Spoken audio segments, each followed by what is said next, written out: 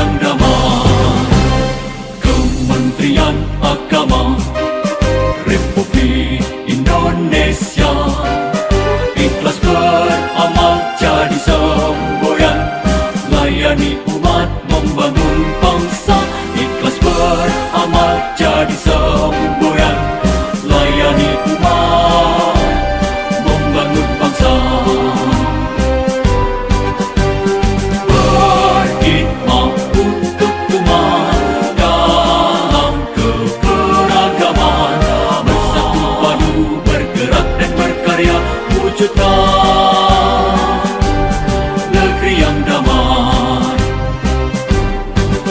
Berkhidmat untuk umat, membina, membimbing dan mendidik, wujudkan masyarakat taat beragama, wujudkan masyarakat sejahtera lahir dan batin.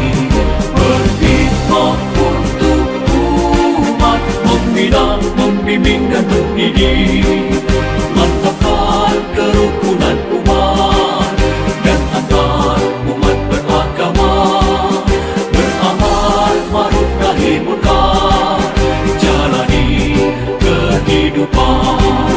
Khidmat untuk umat, untuk perdamaian, untuk Indonesia Jaya.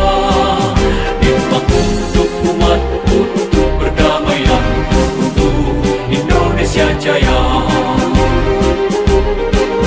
Berkhidmat untuk umat, membina, membimbing dan mendidik, wujudkan masyarakat taat beragama, wujudkan masyarakat sejahtera lahir dan batin. Berkhidmat untuk umat, membina, membimbing dan mendidik, mantapkan kerukunan umat dan antar umat beragama, beramal ma'ruf nahi munkar, jalani kehidupan. Khidmat untuk umat, untuk perdamaian, untuk Indonesia Jaya.